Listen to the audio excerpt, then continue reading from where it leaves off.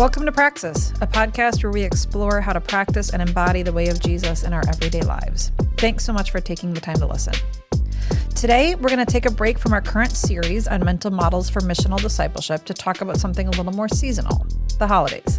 This time of year can be full of joy and excitement, gratitude, celebration, friends, family.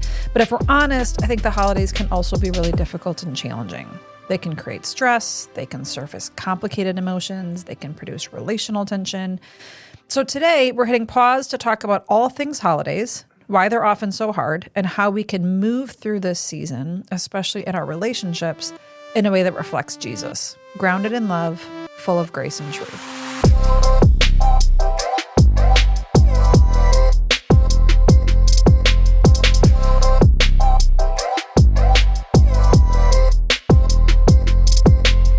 Well, welcome everyone. My name is Mac. I'm Josiah. And I'm Katie. Well, good to be with you guys. I have a holiday question for you both.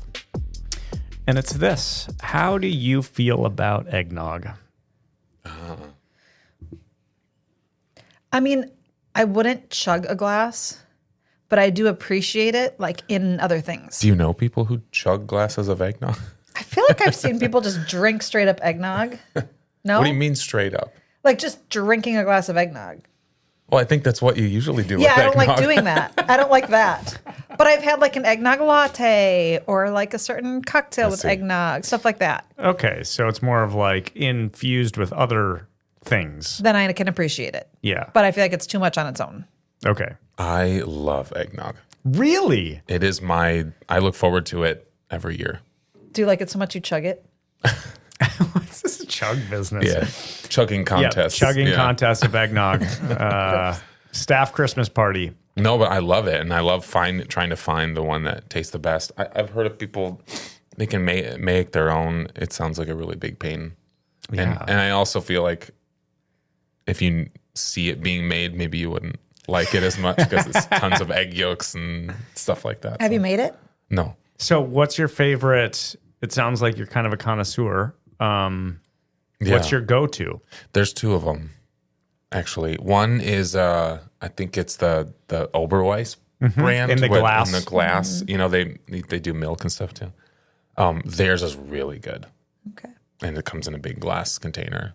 And another one that's a cheap one that I think is probably just meant for mixing in alcohol, but it's the Southern Comfort brand. Mm. That one's really good. Okay, I want to press on this further, Josiah. I didn't know this about you. No. So when do you start drinking eggnog? Like what time are you already consuming eggnog? And like how frequently are we engaging with eggnog throughout the holiday season? So I'm not going to like keep it around in the house. So I look forward to it. I'm not going to buy it the first time I see it. So I'm going to look forward to it at like a time when I'm going to have it.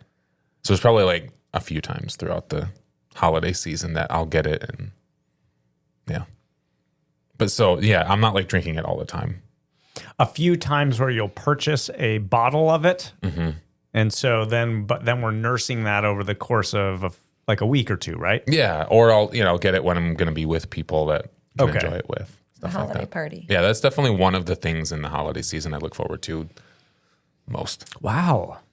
There I you didn't go. know that. Yeah, I didn't either. Yeah. What about you, Mac? I neither have an aversion nor am I obsessed with it like you are. Well, you're not obsessed. There's this woman who used to go to our church who tries to get it year round. Like she loves it. And it's just this thing I knew about her. And she could drink it every day. And that to me is like, wow, that's... I think it would lose its luster if I had it's it every overdoing day. it. So I tend to drink one glass of eggnog, a small glass, every year. And it's a sort of a tradition for me that I had growing up with my dad. And that is during gift opening. Okay. So we like the Oberweis. And every year when we open gifts as a family, we'll each pour a glass and do a little nutmeg over the top, like shave a little nutmeg over the top. The fresh nutmeg too, that makes a difference. Yeah, and it's not a lot. It's just probably like 4 or 5 sips, and that's enough. Like I'm good. Okay. Yep. There you go. Yep. If I really got aggressive, I might do it for a second day in a row, but then I'm done. Like I can't keep doing this. Have you ever had it with coffee? No. Okay. Well, Yeah, back, eggnog lattes are good. really good. Okay. Back in the Well, my maybe days I'll- that I could drink coffee. Yeah, maybe I'll try that this year. But do you know something I don't have any time for? Is alternative milk eggnogs. They're disgusting. Okay. Almond milk eggnog. And Well, doesn't that for kind those of- of you who are is listening that or by- lactose intolerant and you need to do that, great. But Yeah. I'm not going to. But by definition, is that eggnog? Well, yeah, it's like, well, they'll call it like almond nog or something like Oh, that. okay. Yeah. That feels like it's not eggnog. That's ridiculous. I'm just saying, like, I just don't have any time for it. It's not thick and creamy enough. It doesn't taste the same, and it's not worth it to me. Yeah. It's like, oh, it's lower calorie, it's lower this, that. I mean, I'm having like a few glasses a year. I don't need to worry. I'm not going to worry Right. about that. I also don't jump on like the eggnog McFlurry or what, like, you know what I mean? That actually Like, sounds really good. okay. Eggnog ice cream, I could get with that. I mean, it's basically ice cream. Like the eggnog version of a Shamrock Shake. Man, now I'm kind of craving it now. Okay. Well, now I that mean, we've you could just put eggnog in an ice cream maker, probably. Yeah. It's probably the right ingredients. Well, now that we've activated your addiction to eggnog, and speaking of McFlurries, let's get into today's episode. It is a holiday episode. Yes, it is. I hope right now Adam's playing jingle-y Christmas music in the background as we're transitioning from That'd one be thing so to the great. next. As long as it's not Jingle Ball Rock. Well, now he has to do jingle Yeah, bell just rock. got to do it. Way to go. Yeah, so we want to take some time in today's episode to talk about why the holidays can be difficult.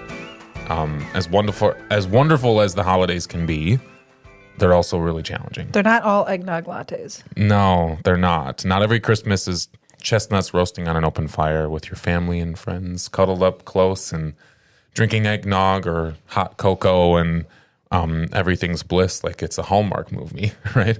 Not to derail us, but I'm not a big fan of chestnuts. So let me just let the record show.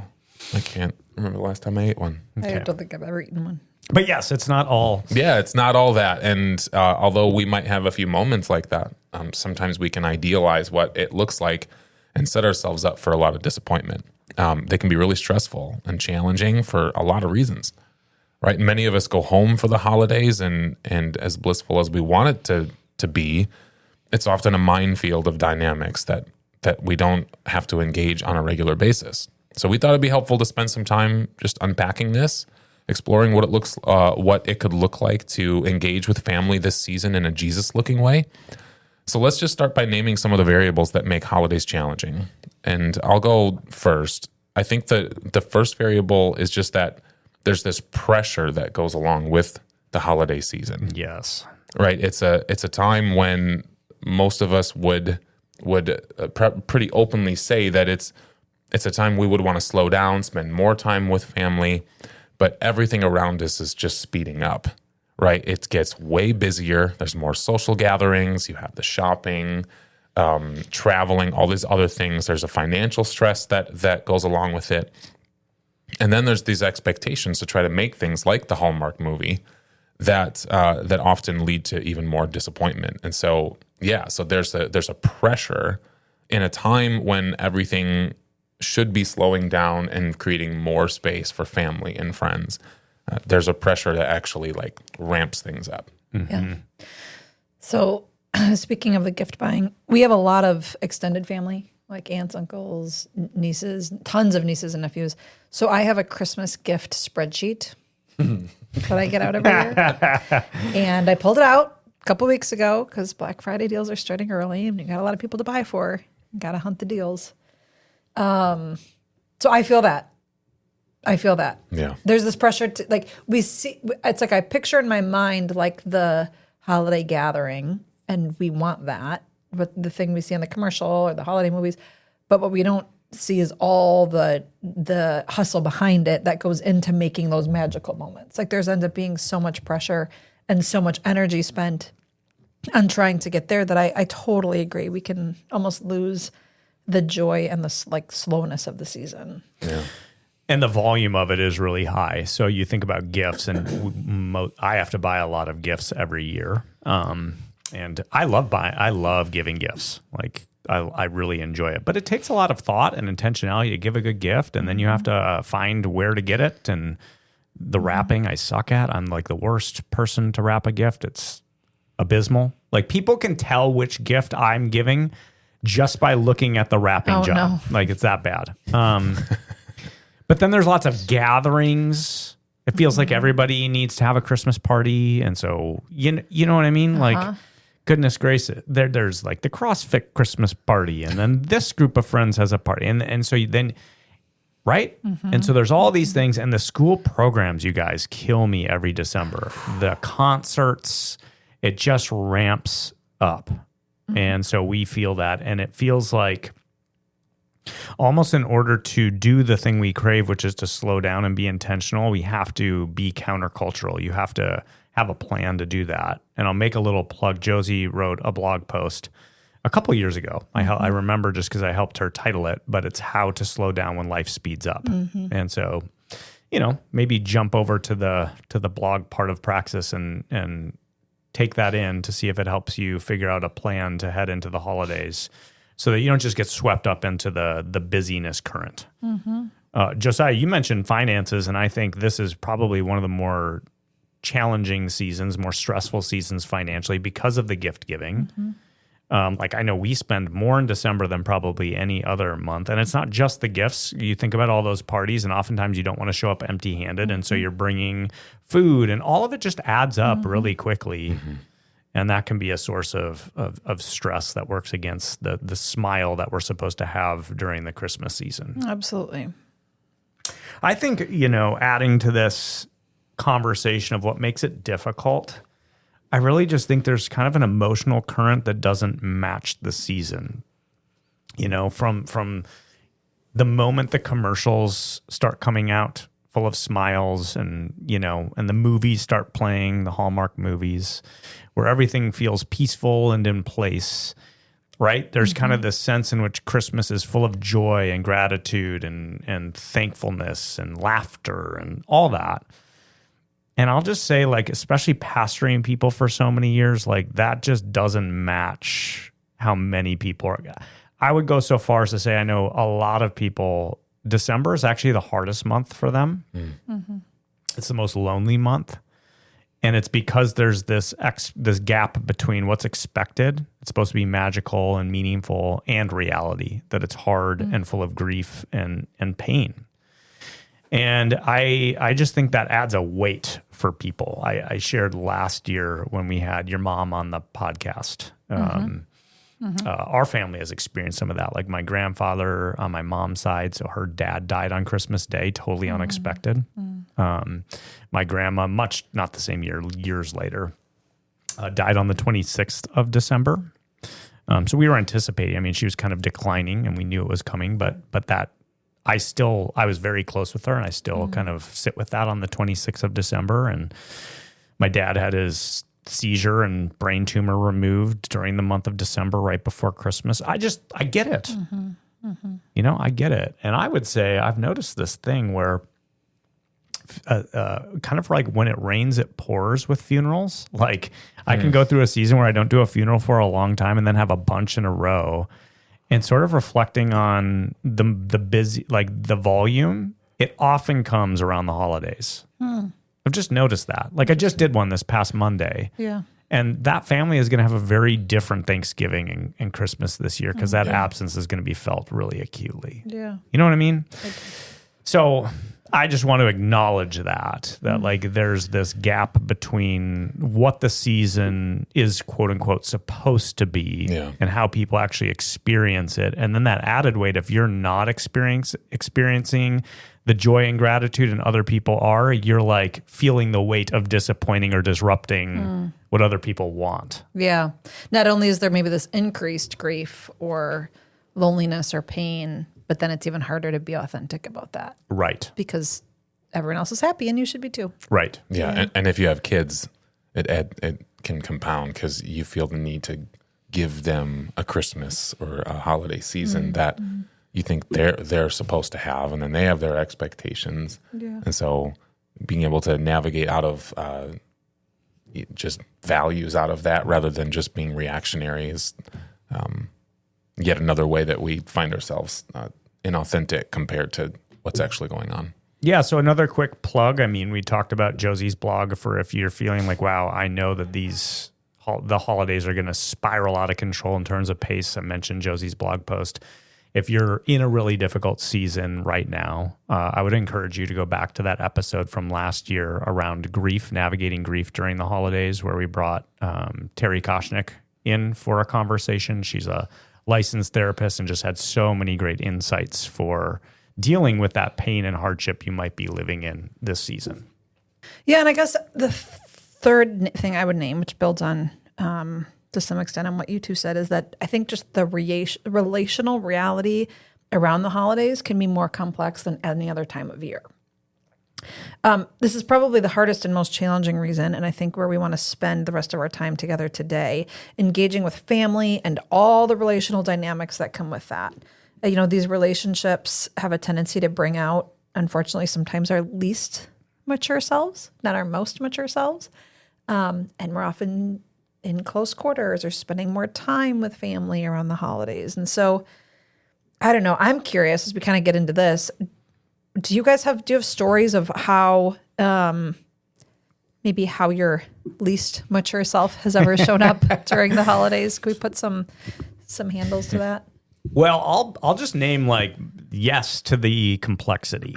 Like Home Alone, the beginning of the movie where everybody is scurrying around and it's totally chaotic. That can be, on my side of the family, the experience. We have there are 11 grandkids, all Tig's age and under. So Tig is about to turn 16. Yeah. And then add each set of adults to that. And it's a full house. There's lots going on. It feels like a lot of commotion. Everybody's talking, it feels crazy at times, right? And I have memories throughout the year of just during the holidays. One Christmas, my oldest sister Meg called my dad a jackass, and that ruined the night. You know what I mean? It ended up being this big thing, and I just have all sorts of funny we can laugh about them now. Yeah. But in the moment, it to piggyback on what you're naming, there was a relational complexity that changed the dynamic and made it difficult. Mm-hmm. During, I think it was 2020 or 2021, when COVID was underway. Yeah. I remember my parents went to Minnesota and they didn't all agree on what the social distancing should look like. Mm. And that proved to be a source of friction and tension, because there were some who were wanting to be really cautious. There were others who were feeling more we're okay, and there was some tension around that. Mm-hmm. I remember this was a few years ago. My dad, the day after Thanksgiving, decided to watch a documentary in the living room where everybody was on 6-day creationism, and it was not everybody believes in that. And so now all of a sudden there's content coming through the TV that is naturally people have different opinions about. You know what I mean? Mm-hmm. Which, by the way, I have a very theologically informed, so there's two things that continue to bubble up in my family. One is I have a very theologically informed family. Obviously, I'm a pastor, have my Master of Divinity, and so on. But all of my sisters at some point have worked in a church. Two of them went to Bethel Seminary at some point. My sister graduated with her counseling degree there, and my sister Meg has some classes under her belt there. My brother-in-law, one of my brother-in-laws, has his Master of Theology from Fuller.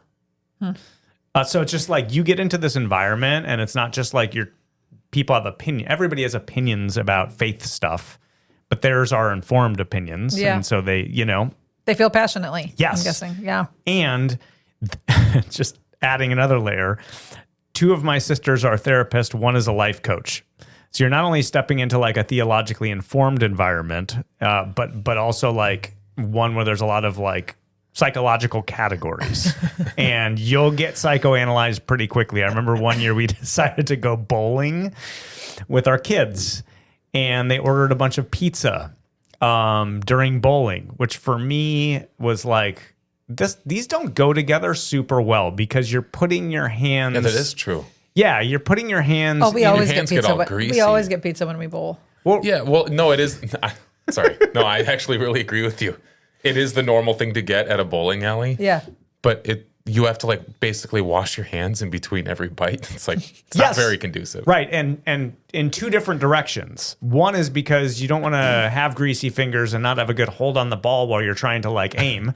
But the other piece is you're sticking your fingers in these holes that who knows who else has put their fingers in these holes. True. And then you're going back and wanting a bite of pizza. It's going to ruin pizza at a I bowling mean, alley you for can't everyone. use napkins and hand sanitizer. I know. So that's what I was doing. I was Okay. kind of like doing the hand sanitizer napkin thing. And my sister Anna caught that right away. She's like, what's going on?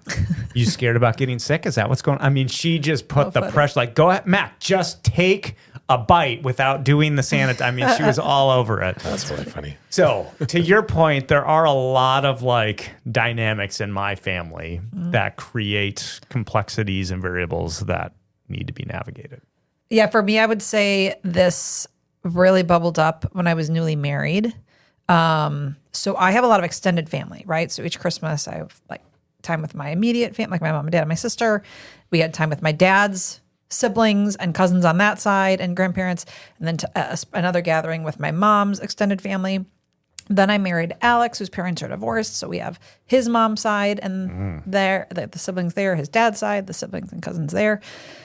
So when we got married, all of a sudden we had 5 gatherings, and they all were used to happening within the 48-hour window of Christmas Eve and Christmas Day. Perfect. Like they kind of all needed to be in that, right? Yeah. Actual Christmas. And we lived in Madison, a lot of the gatherings in Milwaukee, and then we had little babies. And it was just like every year it would end up being the source of tension. It was probably like the most tension we had in our marriage was every year around Christmas. And so it got complex. We were both navigating each other's expectations. We each had our own ideas of what we wanted to be doing and relaxing and being with our families. Our families had ideas of what we should be doing. And it just surfaced all this stuff.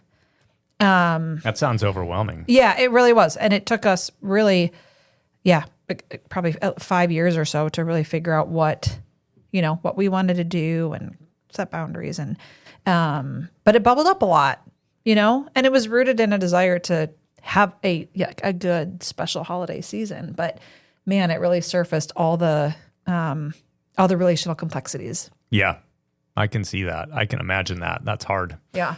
Especially with a split family, because that just adds a whole nother gathering, a whole nother set of dynamics, and who's getting priority between those two, and right? We always do it on Christmas Day. Yeah. Mm-hmm. Yep. What about you, Josiah? I don't think he experiences any of this. He's just got the perfect family. Yeah. Smooth sailing. They're perfectly loving. Yeah, no, we've arrived, so that's pretty great. I think another dynamic, and maybe this can transition us too, is that when you have all of your dynamics when you go home for the holidays, and many of us who don't live in the same hometown as your family sort of leave and sort of branch off on your own. And when you come back home, you realize that everybody else there is still connected in the same way they were. Like most of my family, in fact, everybody except for me and my sister all live in the same town, at least. And so there's, 2 of them live on the same street. So they're very close. They're together all the time. Christmas is just another chance to be together. So us coming home, there's always like an atmosphere you feel like you have to enter that isn't always bad, but you feel it. Yeah. Even just like driving back to your hometown can feel different. Yeah. And you start to realize pretty quickly, like something as small as a difference in political opinion, like you realize like, oh, everyone else here can talk very openly about politics, for instance. That would just be one example. That they all talk very openly about it because they all feel a safety that they all agree exactly. And they're talking about it all the time. And they're talking about it all the time, so it's not uncomfortable for them to bring it up. And you realize like, I'm the only one who feels uncomfortable right now because I don't know if I see it that same way. Yeah. And that just creates a lot of it can create tension or at least within myself on how I relate to it. I don't know if you guys feel that way. Well, I think what you're naming is interesting. You still have family, and I can relate. Everyone but my parents live in the Twin Cities. And so there's some proximity that they still share, which comes with a certain connection. And I've noticed it too for Josie and I, that like they actually have very like less access to my world because they don't live near me and don't visit very often.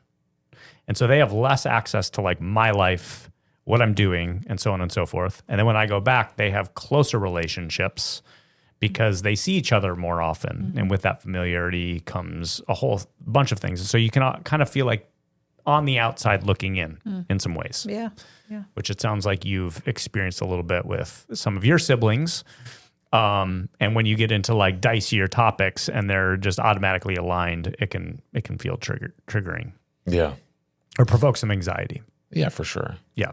Yeah. So why don't we then sort of transition into this next part and maybe zoom in on what is it about the relationships within your family of origin that can make it difficult to navigate? Like why are they so difficult, and why do they often sort of get the best of us? What are some of those things? Mm-hmm. Yeah, I feel like every family has a set of values and expectations of how we behave and relate, although those expectations aren't always explicit, right? That we could kind of say there's unspoken expectations and values, like, or unwritten rules of engagement, like grandma always brings the turkey, or those two cousins always fight, and Uncle Bobby plays mediator. And we kind of have this, and then all of a sudden someone doesn't meet the expectation. And it's like, what? Grandma's not making the turkey? Like, what's happening? So I think there can be a pressure to perform almost like an idealized version of the family, where everyone does what they need to do to just sort of keep the peace or keep grandma happy. But that, I would say that only works until it doesn't. Like, there can be, like, let's say there's disagreement or tension or pain comes into the picture. I think these expectations can become strained. And on the one hand, we can feel pressure to conform to expectations as a way of keeping the peace. Like, hey, this is how things have always been, and this is just how we do it. But if we're honest, I think sometimes the peace that we're maintaining can come at the expense of dealing honestly with what's going on. Does that make sense? Like, we have this idea of how this family has always operated, and that may have worked fine a couple decades ago when things were the way they were then, but people change, things change, life changes. And having like entrenched rules and expectations of how we all behave doesn't really account for the changes that life brings. Like, it doesn't leave room for the real stuff of life that kind of shapes us and molds us in new ways. So all of a sudden we're coming back to our family and we're feeling the pressure of all these unwritten expectations of how we behave and how we relate. And I think there can be a gap there. Do you guys see this? Yeah. In Bowen family systems theory, what you're describing is called the togetherness force. And so it's just this idea that there's this invisible pressure that we all feel in our relationships, and it's this pull to fit in, to smooth things over, to keep the peace, right? So in Bowen's family system theory, that's called the togetherness force. There's an emotional gravity that holds families and in the workplace, maybe teams and communities together. And it's not all bad. It's good to have a sense of unity and maybe even agreement on things and to feel secure around that. That's not a bad thing. Togetherness is essential. But there's a catch to it. And that's when the togetherness force gets too strong. It starts to take over, and we begin to trade honesty for harmony. Right? That's interesting. Which is what you like. We go along to get along. And it feels good in some sense, I hear you saying, like the togetherness force in some ways. Yeah, but until it compromises our authenticity. And then all of a sudden we stop saying what we really think or feel because we don't want to rock the boat. And so Josiah is sitting back at this gathering, and all of a sudden his siblings start talking politics, and he's like, I see it differently. And he's feeling this internal pressure, right, to agree because that's what everybody does, and to disagree would disrupt that harmony. That's the togetherness force. And interestingly enough, that togetherness force it has a tendency to swallow up the counter force, which is individuality.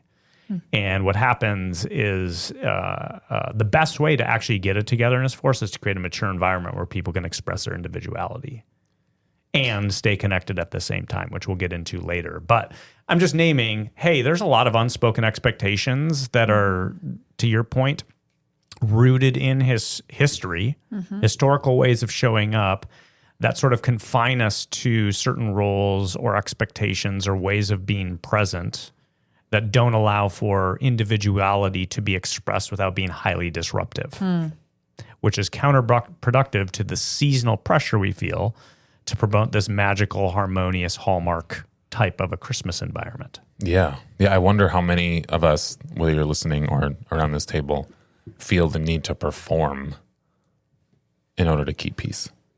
Like there's this performance you almost have to do going back home.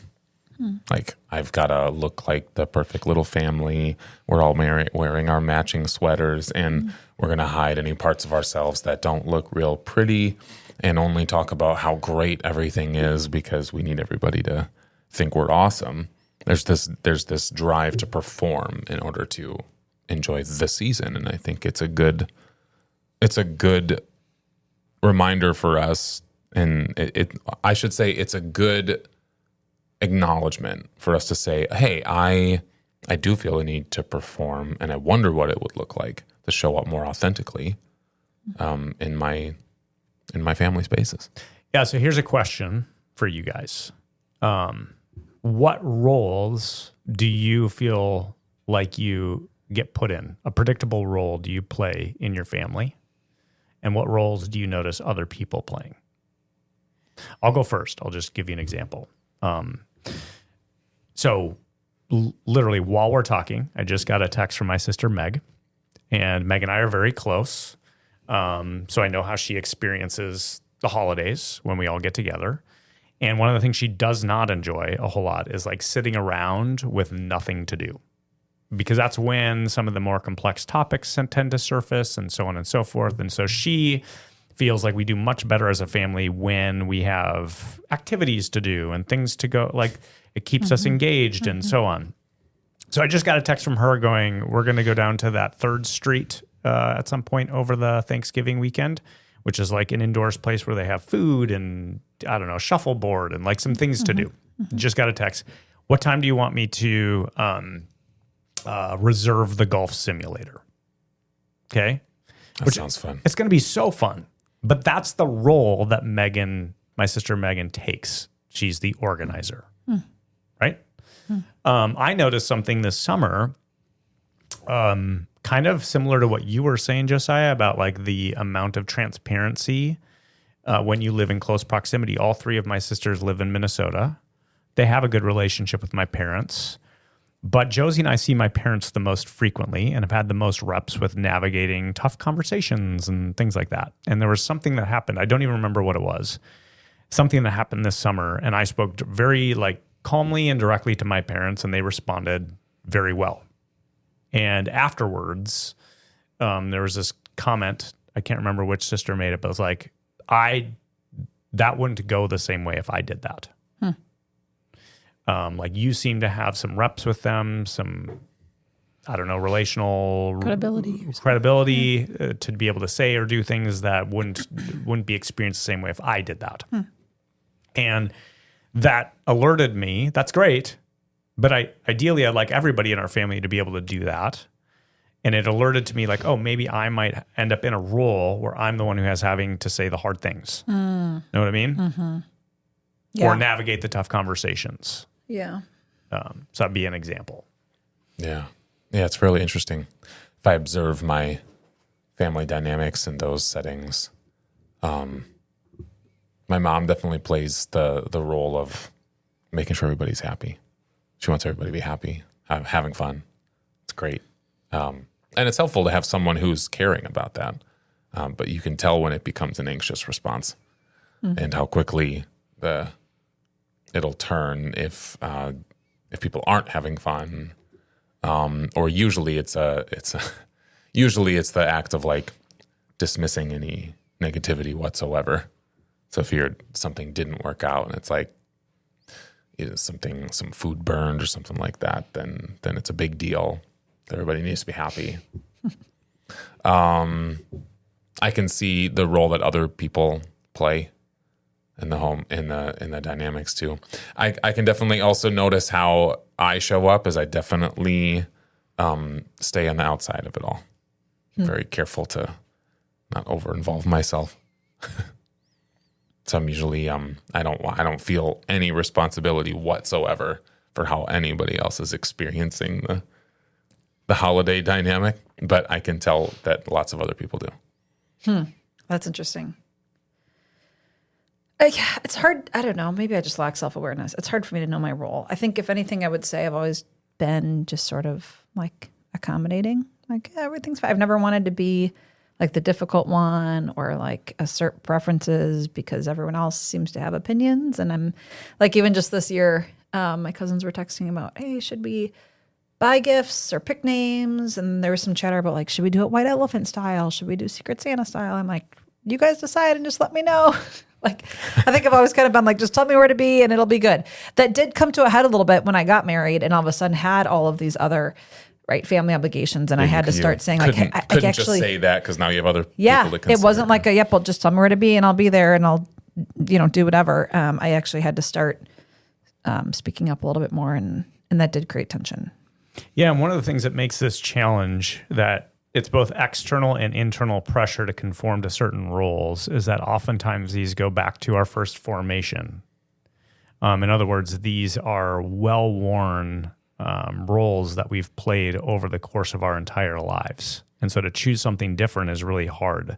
Josiah, you mentioned, one of you mentioned that oftentimes when we're with family, we revert to our most immature selves. And there's that old phrase that like your family knows how to push your buttons because they're the ones who installed them. And so it's worth reflecting on, hey, what kind of role, what was my place in my family growing up? What was my role?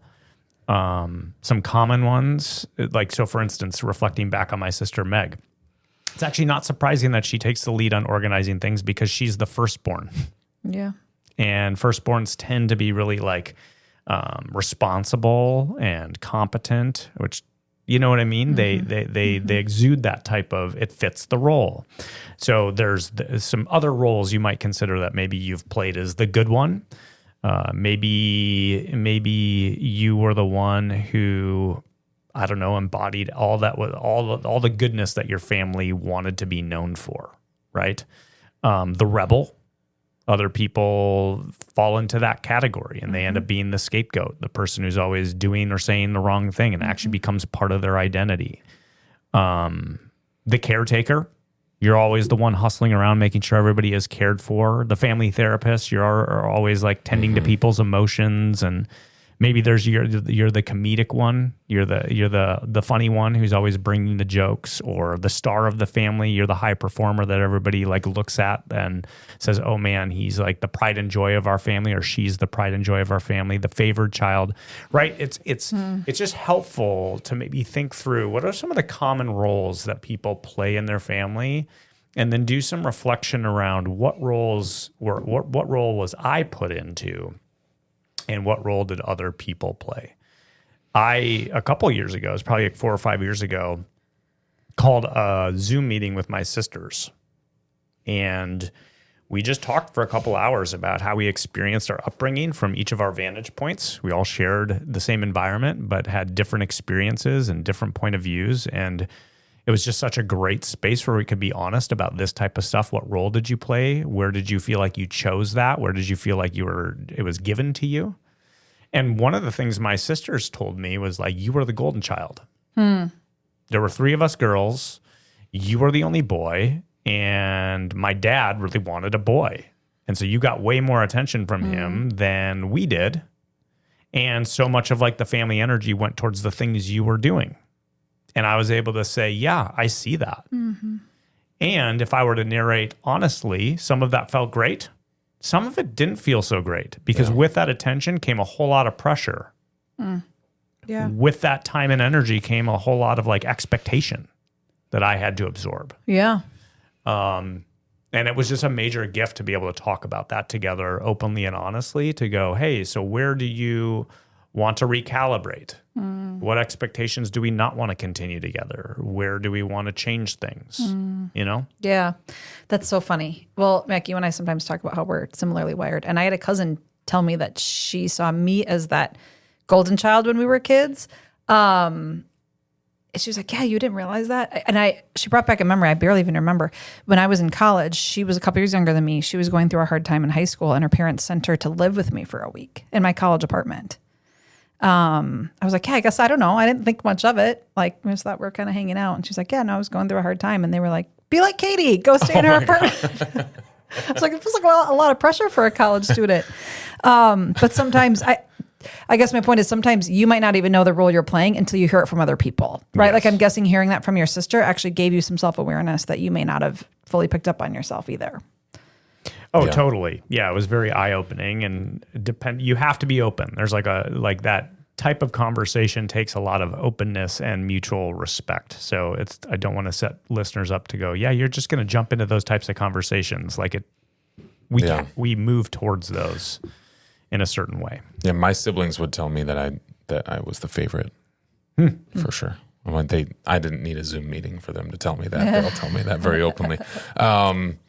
But in diving into, not going too much into it, but into family systems theory and how those roles will, how you relate to those roles, it's very often that the kid who's the favorite child often rejects it.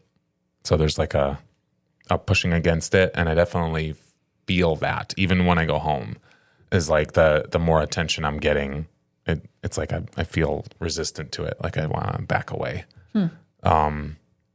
There's sort of like a discomfort with it. Like when you can feel the energy coming from that, wanting to sort of push away. And I know that about myself now enough to recognize when I'm checking out, when I'm being distant from the family, like just kind of wanting to go or not wanting to be there or stopping engaging in conversation because of how it feels and stuff. So yeah, it's interesting to know.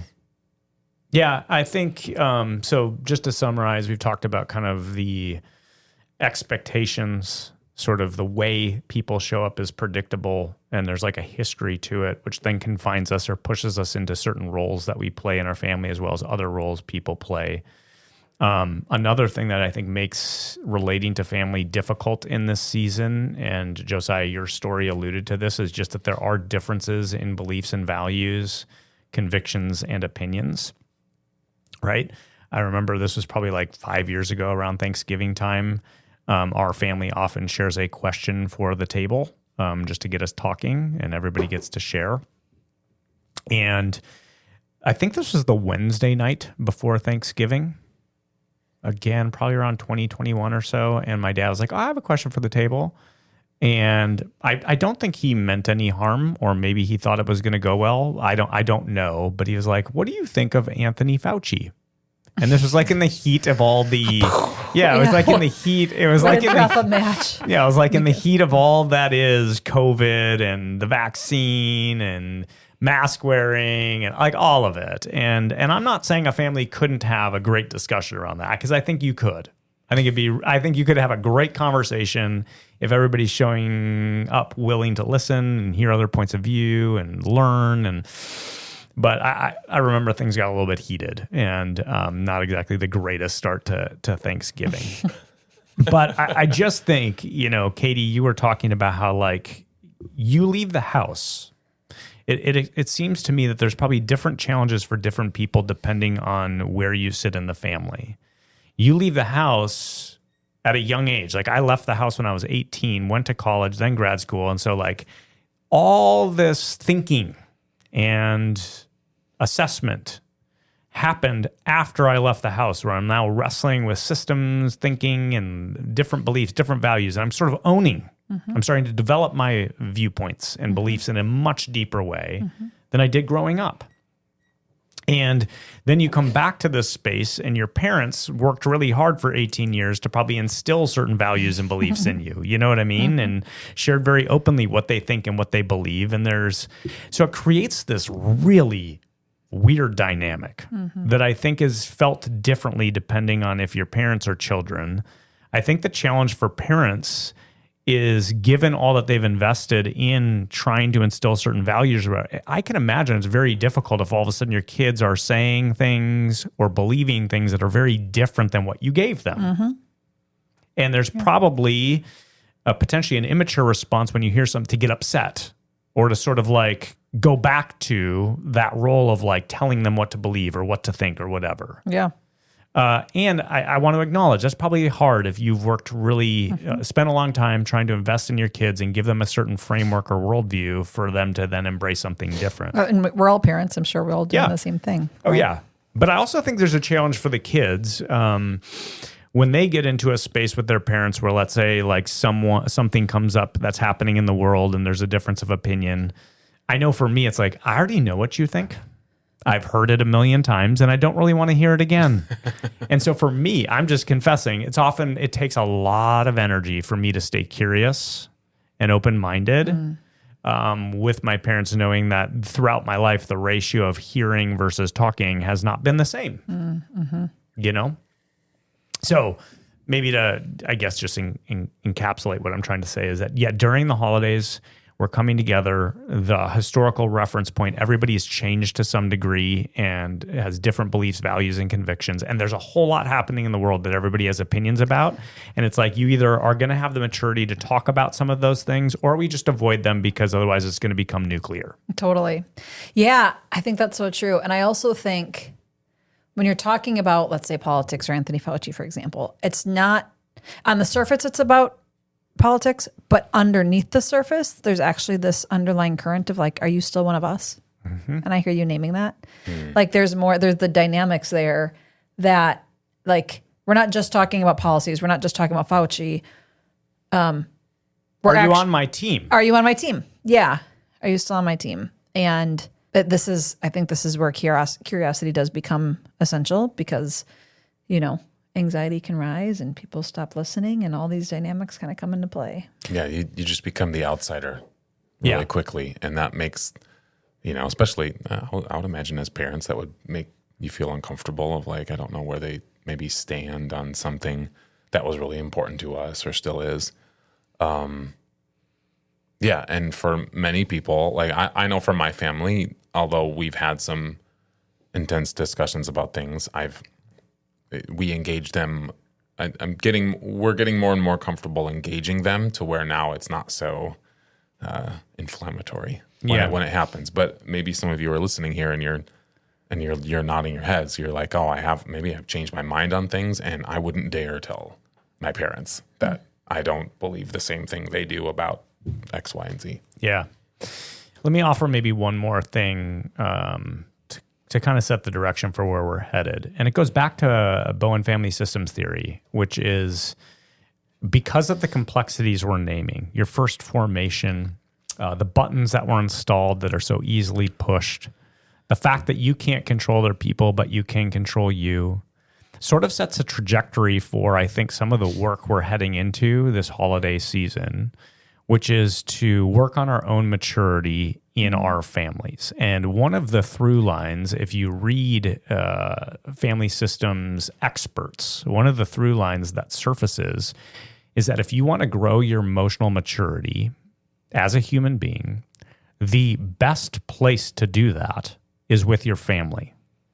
If you want to grow your emotional maturity, the place you need to start, the place you need to practice, the playground is interacting with your family. Is that because it's the hardest with your family? Exactly. It's because it's hardest with your family. Because again, your buttons get pushed because they're the ones who installed them. So if you can learn how to function with your family without those buttons getting pushed, if you can increase your emotional maturity in that type of a place where your first formation is at play, where there's all these dynamics, then that is going to give you the capacity to do it with people in your workplace, right? With coworkers, with neighbors, with whoever. It's going to increase your capacity tenfold.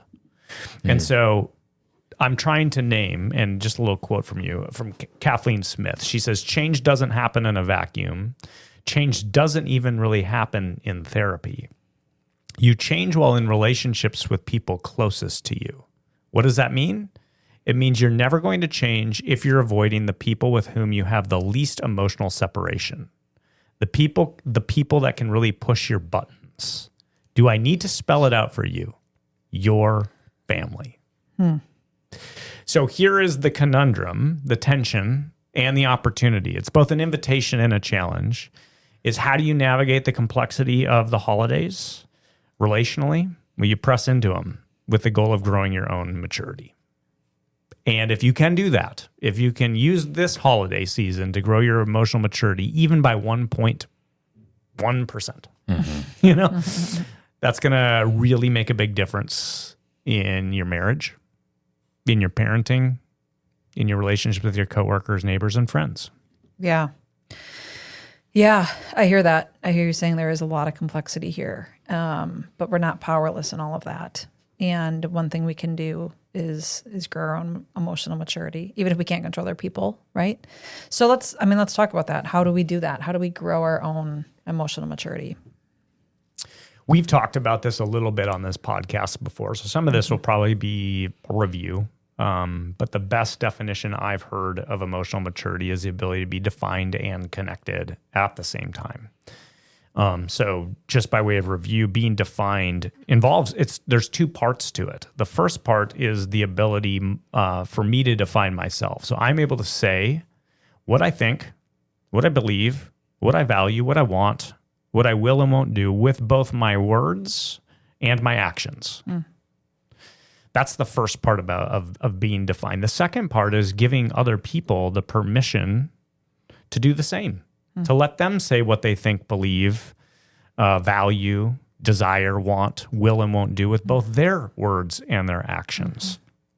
And then, of course, that's really easy to do, giving someone else permission to define themselves. If you think and believe and want and value and will and do the same things, no tension.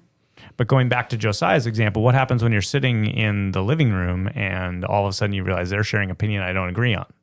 Now, all of a sudden, that makes connection with them infinitely harder because we don't think the same thing. We don't believe the same things. We don't want the same things and so on. And so the other part of it is being able to stay connected to them at the same time when there's that difference. Now, I'll just say this. I continue to go deeper with these concepts. And one of the things I've been doing recently is just trying to get a thicker description of what it means to be connected. And I feel like for a long time, it's just been about staying relationally present to that person in the sense of like, hey, I'm still like talking to you. But I want to fill out a thicker sort of definition of connection that it actually involves way more than just like you're still at the table. It involves being attuned to them emotionally. It involves staying connected with them with deep empathy and listening. It's about being curious and continuing to wanting to understand their perspective and their emotions. See how that's different? It's different than just going, oh yeah, I can check the connected box because I'm still at the table even though we disagree. It goes beyond that. It's about me being deeply attuned to you even though we disagree. Yeah, there's ways to fake connection. Yes, what I hear you saying. Which doesn't, it's pseudo connection. Yes. Yeah, it's like a faux version, you know? Yeah. So when I do training with the Leader's Journey, I often give these 3 descriptors of an emotionally mature person. It's someone who can stay true to their values, convictions, and principles in the face of pressure, both external and internal, when there's pressure, external or internal, to do otherwise. So imagine you go back to your family and there's all this pressure for you to do something that is actually contrary to your values, beliefs, and convictions. An emotionally mature person doesn't compromise those. Secondly, you stay connected to others without having your feelings or behaviors determined by them. How often do we get into the context of someone who knows how to push our buttons and we say, you made me feel this way? Well, nobody can make you feel anything. That's your response. Your feelings are your responsibility. So someone with emotional maturity can stay connected to others without having their feelings or their behaviors determined by them. And then finally, they're able to define themselves and allow others to do the same, even when difference exists. What strikes me as interesting and where I would love to maybe, we talk practices about learning from Jesus how to live like Jesus. And everything we're talking about in this episode today is not new to Jesus or something he didn't experience. Jesus navigated complex relational dynamics with his own family. And we see this in the Gospels. And I think we see Jesus staying defined and connected at the same time. So could I give maybe just a couple examples? Yeah. And we can collaborate on this if examples come to mind for you. But one example for me would be when Jesus is 12 years old at the temple. You'll remember that they were traveling to Jerusalem for a holiday. They often traveled in big groups for safety. They are departing to head home, and a couple days in, they notice Jesus isn't with them. So they panic. They go back to Jerusalem, and Jesus is sitting in the temple. And they're frantic, they're anxious, they're stirred up. Why weren't you with us? And Jesus' response, didn't you know I would be in my Father's house? He's doing something there with his family. He's defining himself. And then he returns home with them, right? That's defined and connected. He's not rebelling, but he is differentiating himself. He holds this sense of purpose. He's starting to identify his calling, but he's not cutting off from them. He returns with them and then ends up working presumably underneath Joseph for the next 20 or so years, or 15 years. Just real quick, can you imagine you've been entrusted with the Son of God as your child, and you're in a group of people, and you're like, him? oh my God, I lost him. Can you imagine? I lost God. Can you imagine how stressed out, how much anxiety there was? Can we just appreciate how much anxiety would have been spreading around the system of like, oh my God, where's Jesus? Yes. It's funny. And then walking up and finding Jesus, and how much intensity would have been coming towards him. Yeah. Jesus, as a very young person, is still able to do that. Right. Yeah. Which would have been difficult. Yeah. I imagine we don't get a description of this in the Gospels. This is more me just imagining. But I wonder what that conversation was between him and Joseph, because in typical first century Judaism, a son would learn the trade of his father and then apprentice under him and then take it over. Mm-hmm. And so Jesus was, some use the word a carpenter, probably a stonemason. It was a broad category, but that's what Joseph did. And Jesus learned how to do that. Imagine the conversation when he chose not to continue that as the oldest son in the family. I imagine there was some of these dynamics were at play, and we see his family struggling to adapt to this new Jesus. For example, in one story in the Gospels, he's teaching and preaching, and his family shows up concerned for him. Yeah. Expressing concern about him. Yeah. Right? Yeah, that's an example that came to my mind too. Doesn't that in Mark 3, right? And it actually says they thought he was like out of his senses or out of his mind or something like that, because he's doing healing and saying people. these things. And what does Jesus do? He says, he actually uses it as an opportunity to redefine the category of family altogether, which is super provocative. But he says, whoever does the will of God is my brother and sister. You are my brothers and sisters. Right?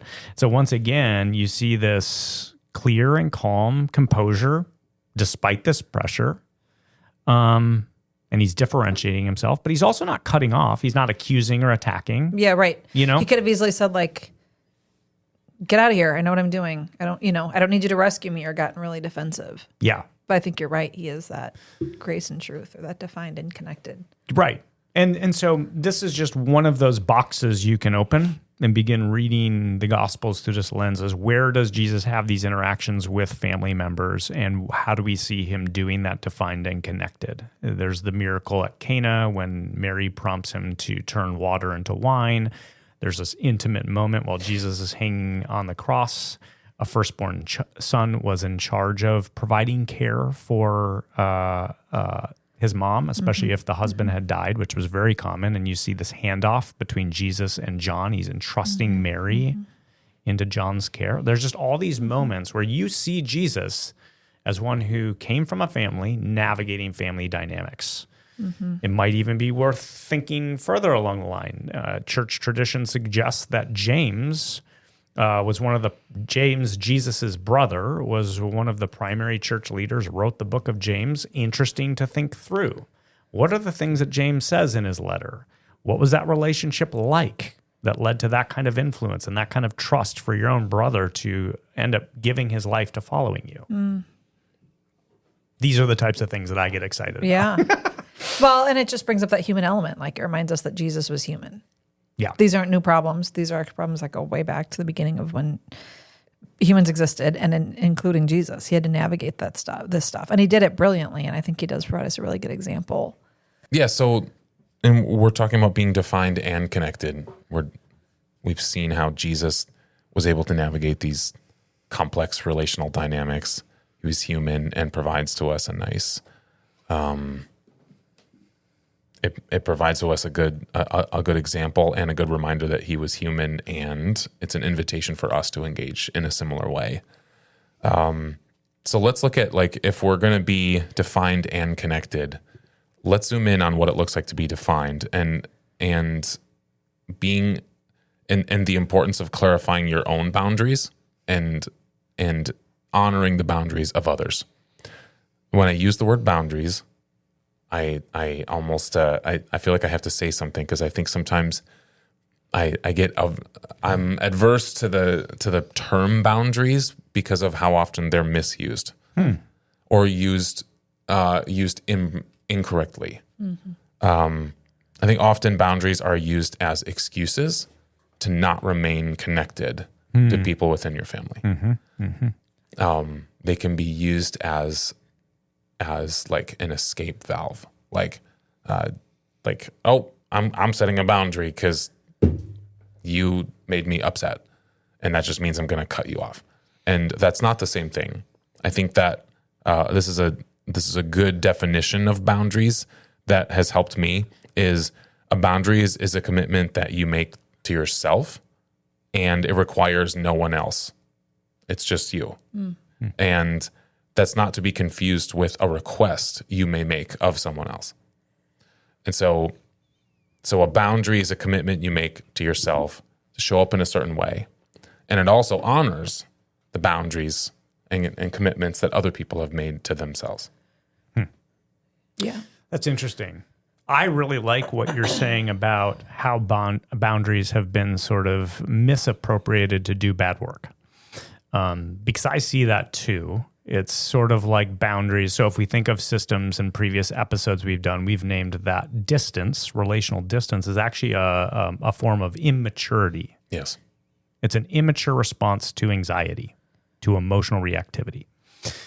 And so I see that too. People will often use boundary language as a justification for emotional distance, some sort of distancing that's actually rooted in their anxiety rather than their maturity. And I hear what you're saying is that healthy boundaries and appropriate boundaries are actually an expression of maturity and done in love. Yeah. Yeah, and they actually are going to, they're probably going to equal more connection instead of cutoff. So there's a trend. I've been reading about this trend of people our age and younger, especially, just completely cutting off their family of origin.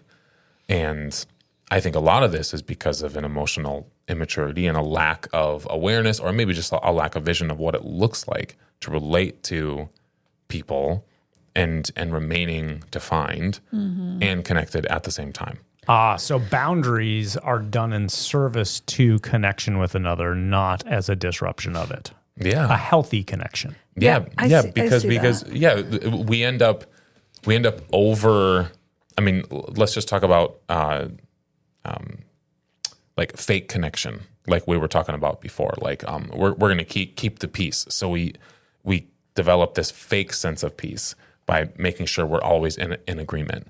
Well, that only lasts so long, right? So eventually that builds and builds, and you're never actually define yourself. And so what does that fake connection equal? It ends up equaling cutoff and distance, because eventually you can't handle it. And it'll be a big blow up, and then you have a big fight, and then you're going your own separate ways. So so being able to clarify your own boundaries, your own commitments to yourself, and being more defined within your family system is actually going to equal more connection, because you're going to be able to show up more authentically with them. Yeah.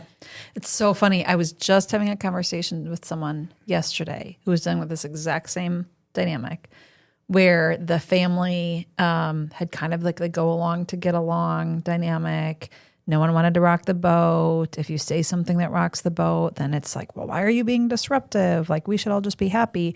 But there was some real tension, like some real significant relational tension that had surfaced.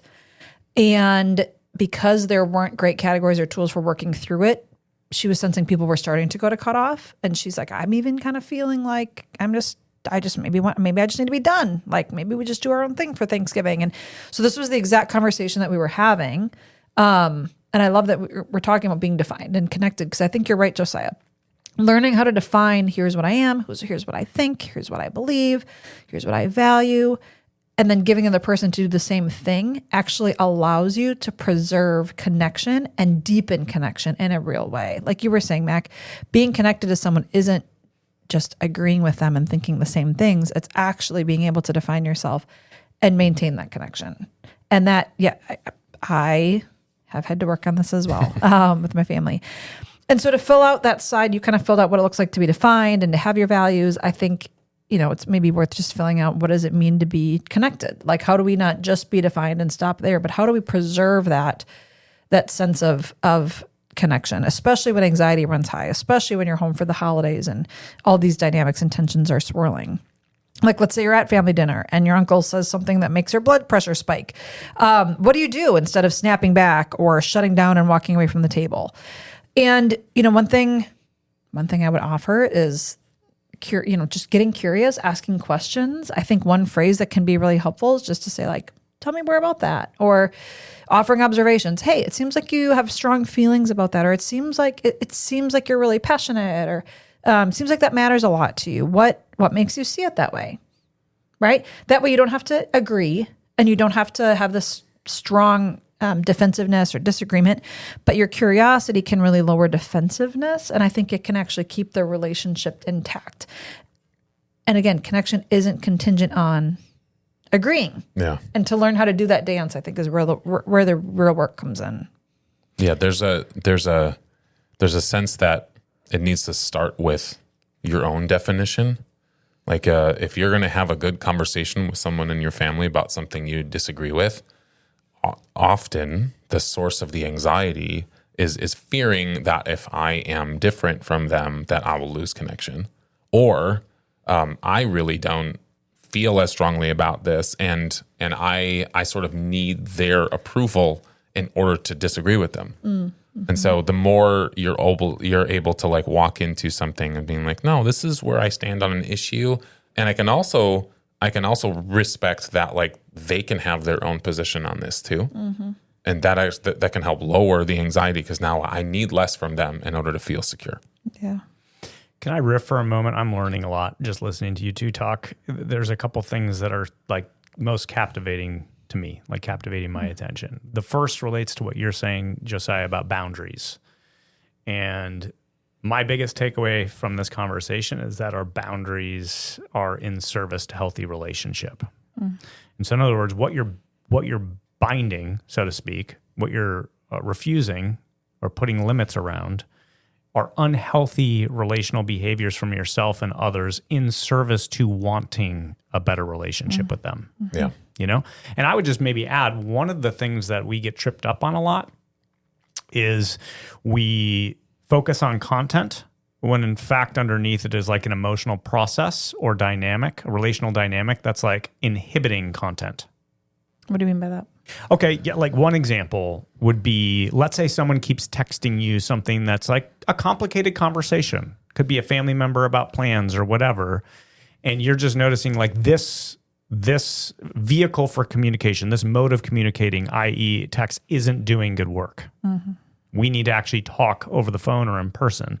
That would be an example of like the dynamic, the relational dynamic, the isn't conducive for what we need to do. Mm-hmm. So putting a limit around, I don't want to talk over text, I want to talk in person or over the phone. Mm-hmm. It's a boundary, but it's a boundary in service to what's most helpful. Yeah. Yes. Yeah. Right?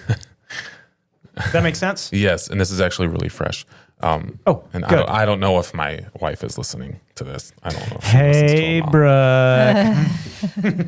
But she just very recently, there's a subject matter that I wanted to discuss with her, and I am really good. I'm really good at texting those and texting to initiate very complex discussions. Oh, that's so helpful of you. Yeah, and I, as much as I don't want to admit it, I can recognize that is an anxious response because I don't like having to hold on to it myself. And if I can just get her to feel about it, A text barf is great. sure. And it doesn't always do good work. Well, I should say it rarely does good work our relationship. I'll just even push it a step further. It never does good work. Yes. Okay. Because I'm trying to take my anxiety about it and give it to her. And I can recognize that now. But she very recently did a very good job. She did something that it was not a request of me. Very simply, it was just a few days ago, and it was really busy, and she had like 15 budget meetings, and it was just insane. She saw the text, and she purposefully did not read it. Well, good for her. And she told me, she later texted, she said, "Hey, I can't respond to this right now, so I'm not going to read it yet. And we can discuss it later, but I can't focus on that right now." And it kind of made me mad. That's great. But that's a boundary. I think that You was were a on the very receiving end of a boundary. whatever. I don't want to. It's never fun to be on the receiving end of a boundary. it's good. And what I noticed is we still haven't gotten to talk about it yet, which is okay. But the point is what happened with her is rather than her frazzling, trying to figure out how to be everything for everyone. Even just the last couple of days, she was able to show up very present and healthily within the home and all those things. Defining the boundary of, hey, this is what I am unwilling to bring it up when we can't talk about it in a healthy way. Yeah. So I think an example. In service to the relationship. Yes. Yeah. And then, Katie, you're talking about this whole practice of empathy and curiosity, which I also think is a great counterpoint because that's in service to the relationship. Mm-hmm. I really want to have my friend Trisha Taylor on this podcast to talk about deep listening. She's just like a guru when it comes to this. Deep listening requires empathy and curiosity, and she's got this really great checklist of, did I do that? So I'll just share a couple with you. One is, did I give my full attention to the other person? These are things you can do this holiday season. Okay. Like looking at my phone. How often are you going to be sitting with family and you're like, I'm looking at my phone, or they're looking at their phone? Like that disrupts connection. Mm-hmm. You're not going to be able to listen deeply when you're on your phone at the same time. Did I listen without interjecting my own opinion? So how often, like immediately what they say I disagree with, and I'm all of a sudden interrupting them to challenge or get my own word in. Did I reflect my understanding back to the person? So before I say anything, did I pause and say, hey, here's what I hear you saying, and let them know that I understand them, And then she just asked, did I talk too much? Did I give if it was the word count more in my favor or their favor? And I think that's, for me, a great checklist. I've learned a lot from her about that curiosity piece and how it can be done in service to a healthier relationship. Yeah, I love that. It's much harder to fix people, though, when you do those things. No doubt. I have the solution for them if they would just listen. They would just listen, dang it. Well, and that leads to maybe the final thing that's worth highlighting, which is being emotionally mature involves focusing on yourself rather than trying to change or manage others, right? One of the primary symptoms of anxiety, and when I use that word, I'm referring to emotional reactivity. When we get emotionally stirred up, we tend to focus outward rather than inward. We tend to focus on what the other person is doing wrong. And we often just think, man, if they were just to stop doing that, or if they were to change this, and often it's what we think they need to do, then all of this would go away and we'd be in a much better spot. Again, going back to this Dr. Kathleen Smith, she says, anxiety wants us to stay focused on everyone else and what they're doing wrong. The challenge is to start treating yourself like a research project and notice what you do to manage anxiety in yourself and in your relationships. And so I just think one of the primary things that can help navigate the holidays is not to focus on your mother-in-law and what she does to drive you nuts, or your dad and what he's going to do, or yep, there's my brother doing that thing again. But to focus on yourself. How am I showing up? What am I doing that's maybe contributing to the relational dynamics that are at play? And that can be, it's much more uncomfortable to do that work than to simply see other people's flaws. And Jesus actually had some teaching on this. Like, instead of trying to take the speck out of someone else's eye, take the 2x4 out of your own. Yeah. That's kind of what I'm getting at, Yeah. So I was reading this morning the passage about the trial of Jesus before the crucifixion, his trial before Pontius Pilate. And it stuck out to me how like the crowd around him was getting really loud, and you could say anxious probably, and then reactive and yelling and screaming. And then you had Pilate grilling him with questions. And man, if there were like any scenario in which someone would be in some sense justified to match their energy and get defensive and be like, these are wrongful accusations. I'm on trial without good reason. He didn't do that. He stayed calm. He stayed centered. He stayed truthful, like, no. He didn't try to say, oh, you misunderstood. I didn't mean that. I think he shows us what it looks like to carry peace and centeredness into a really anxious system. When you think about, I agree with you. I mean, Jesus gives us a masterclass of what it means to be emotionally mature in a whole wide variety of settings, from his own family to his close friendships all over the place. I'm curious, when you think about this coming holiday season, navigating all the relationships with your family, focusing on yourself rather than what other people are doing wrong, what do you feel like your primary work is? Would you be willing to share that? I'll start by way of modeling by example. Just teasing. I notice that with my family, when we think about staying the same size, we often default to one of two ways when we get anxious. We can become bigger, what we call at Crosspoint a pufferfish, or we can shrink back. We can become a turtle. Most people, I think, assume I'm always a pufferfish. That's more with just my family.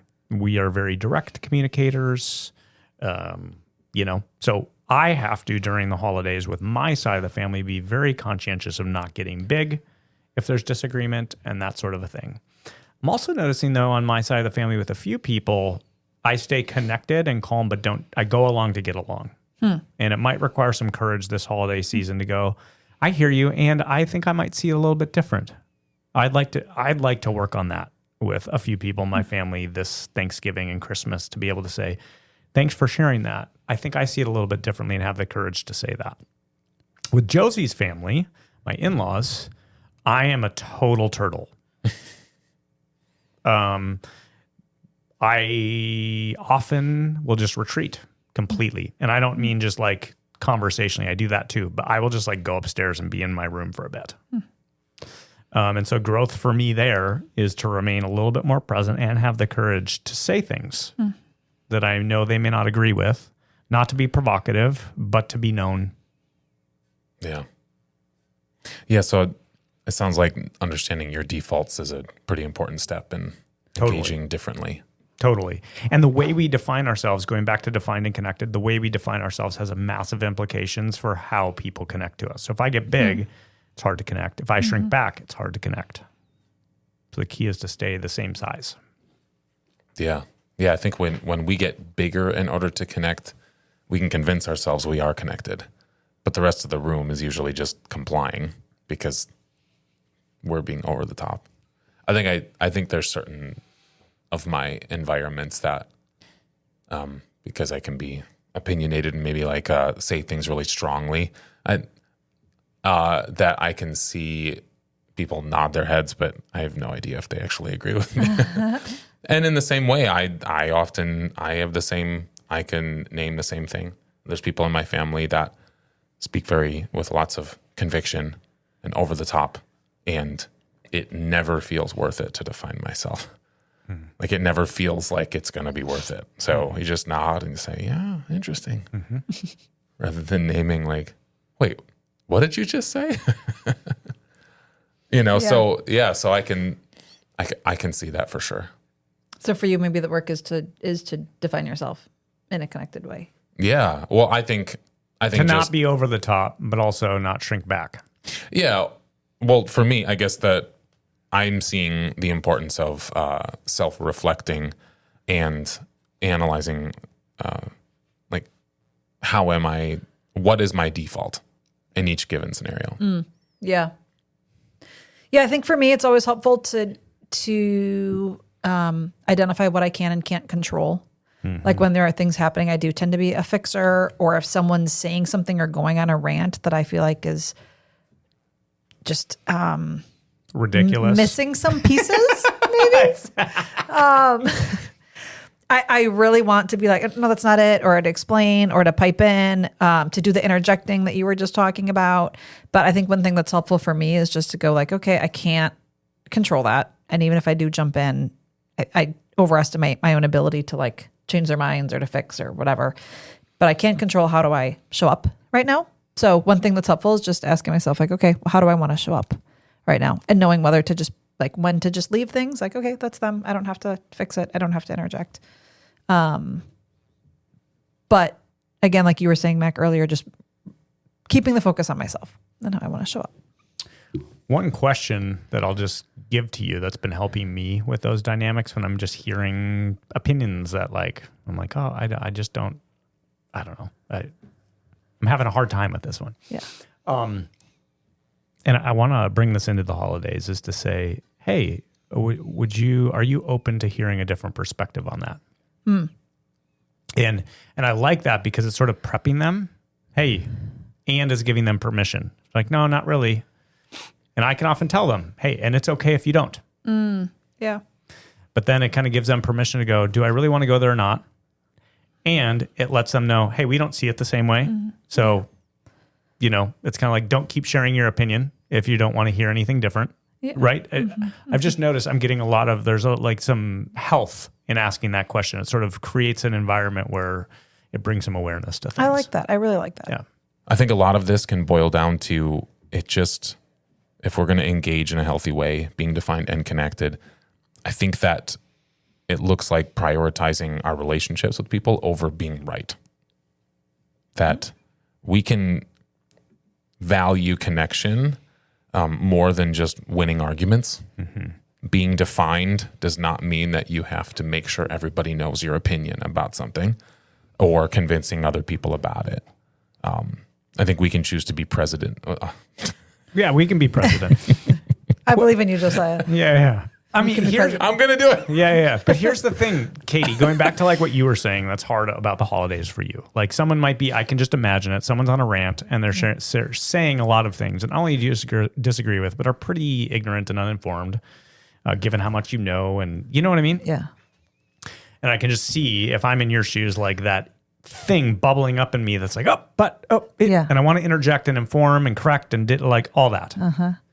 And it seems like those are the exact moments where it's like, I need to choose relational connection over being right, and stay centered on that. My friend Trisha Taylor says you can't win a conversation, and I love that because conversations are the key to relationship building. Having a conversation with someone. Conversations are not debates. Conversations aren't arguments. Conversations are about being known and knowing the other person, and you can't win one of those. In a conversation, imagine a ball where when I hold the ball, I'm talking, and then I throw it to you, and then you get to talk, and then you throw it back and forth we go. You can't win that. Right? And so often when there's controversial or complicated topics that arise, not just in families, but in other places, it's like all of a sudden we stop playing catch. Where you throw and then I talk and back and forth. All of a sudden it's like, no, let me hold the ball forever and then throw it back to you and you have to agree with everything I just said. Yeah. Yeah, that's very interesting. It reminds me of a conversation I had with my mom once years ago. I wonder if she even remembers it, but we were having a conversation. She's a fixer as well. She's always giving her advice or you should do this, you should do that. And it's usually, and it's usually pretty strong. Like, no, you need to do this. And we were having a conversation. They're imperatives. You're going to do this. Yeah. Right. Here's what you're going to do. And we were having a conversation once where I think I named like, that's not always helpful. And her response was so honest. And it was just like, but my advice is really good. I mean, We all think that, right? Yeah. We all think that.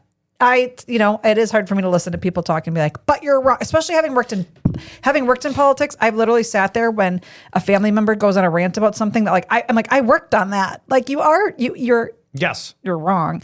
But I think that's so true. And it's so hard for me to remember, like, this is a really big challenge for me. To think of, I like what you said, Mac, to think about conversation. How did you put it? It's not about winning. Yeah, you can't win a conversation is the quote. And again, I'm saying in the context of prioritizing relationship over being right? Yeah. Within that context, the goal of conversation is to know and be known, to understand and be understood.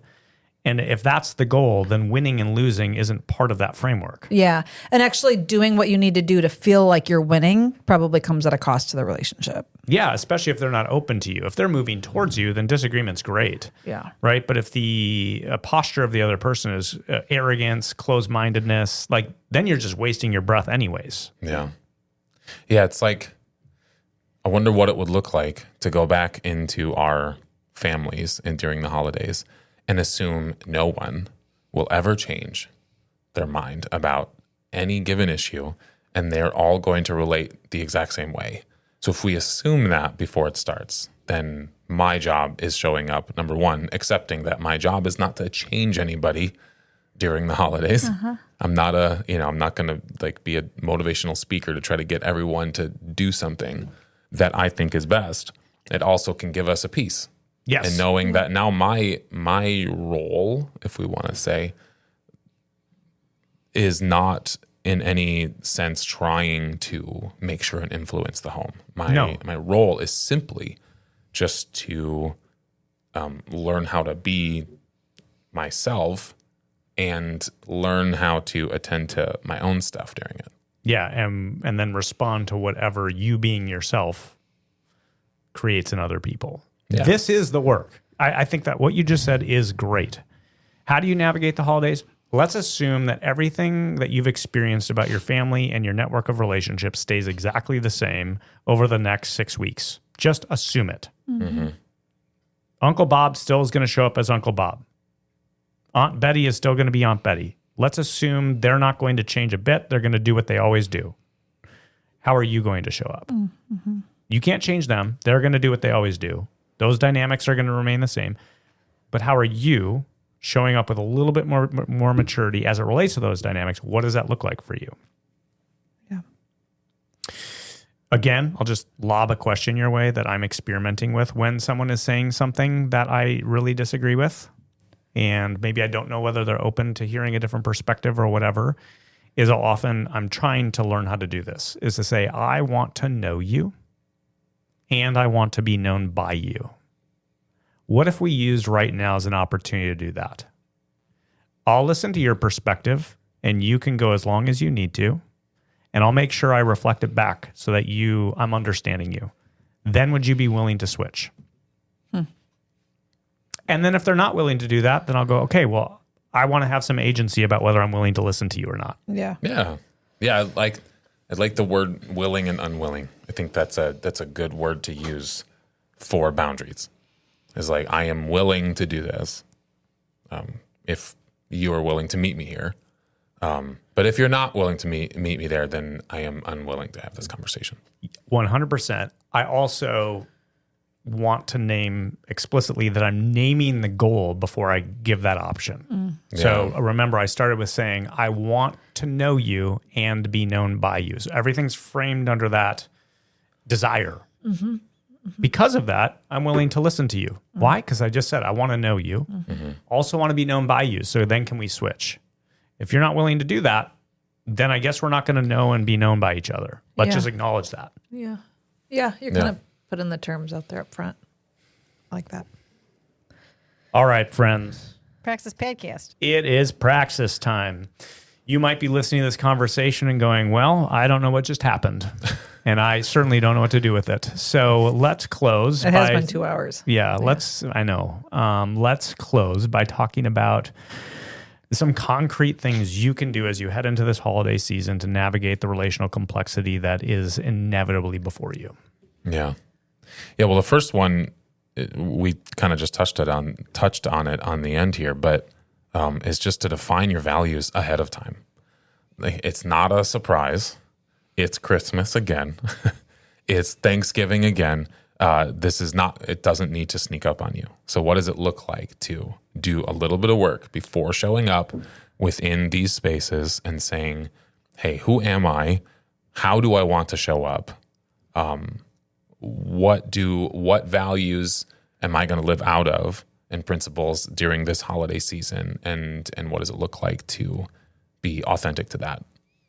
Just sort of define them ahead of time and maybe even write them down. Make it a journaling exercise. It could be discuss it with your spouse. Like, hey, these are the things that, like, I know so-and-so is going to show up like this. I know dad's going to be like this. That we can assume. So what does it look like for me to show up, and how do I want to show up in light of that? And maybe just coming up with some vision of how could it go really well if I did it that way. Yeah, I love that. The holidays don't have to sneak up on you. They're not going to jump out of the closet and scare you. Yeah. We know it's coming. So prepare for it. Yeah. Yeah, I like that. Another one I would name would be name and notice your triggers. So we've done a lot of work on this. We did a whole series towards the beginning of this podcast on like anxiety and how it shows up and seeing anxiety in a system. So maybe go back and listen to some of those. But the episode we did on self-awareness was all about just like paying attention to what happens in your body when certain topics come up, certain people start saying things that they say. Just recognize it. Am I feeling anxious in my gut? Am I feeling like I'm vibrating? Am I sweating in my pits? Like whatever it is, right? Yeah. Like, usually I'm the one who says I something know. ridiculous. It felt kind of way to to go, say Katie. You looked at me like this is I'm doing what you would do. Totally. And recognizing it not with shame, but just kind of as a data point that helps you stay grounded. And I think knowing that going into that, like, okay, this is how I tend to respond when I get anxious, kind of being able to see that before it hits can help you stay grounded so that you're not as reactive in the moment. Yeah, that's great. I think when here's what I'm noticing is that we're really giving you one big practice, and that is to head into the holidays with a plan. So you're not caught off guard or surprised, and the plan is to show up as a mature human being. Take your maturity one step further. Josiah, you named boundaries. Have an idea of what those boundaries should be. Katie, you said notice your triggers, right? Mm-hmm. Have an awareness of how you get triggered so you don't get triggered. Mm-hmm. So you know how to manage when you get triggered, would be a better way to say it. Yeah. I might add to this plan one more ingredient that I think for me is the center of the center of the center of what a plan should be for relationships during the holidays. And again, this comes a little bit out of the way I've been influenced by family systems theory. But the plan is have a quality one-to-one interaction with each person in your family. So have a plan to connect with each and every person in your family in a one-to-one way while being mature. And so for me, I'm actually heading into the holidays with a list of questions for each person that I think will foster deeper connection. So for instance, my sister Anna is a therapist. So I'm going to ask about her private practice and how that's going. Her and her husband Isaac do foster care. So I'm going to ask about how that's going. There's some challenging things they're navigating. My brother-in-law is considering buying a business. I'm excited to ask him about that. So I'm just going through with like a list of questions for each person to be connected to them. Yeah. And this is how you grow your maturity, I think, is yes, having boundaries, yes, knowing your triggers, but ultimately it's just about deepening one-to-one connection with each and every person, so far as it depends on you. Love it. All right. Well, thanks for joining us today. We hope you enjoyed today's episode and that it was helps you as you navigate the holidays. We'll see you next time. Praxis is recorded and produced at Crosspoint Community Church. You can find out more about the show and our church at crosspointwi.com. If you have any questions, comments, or have any suggestions for future topics, feel free to send us an email. Also, if you enjoy the show, consider leaving a review. And if you haven't already, be sure to subscribe wherever you get your podcasts.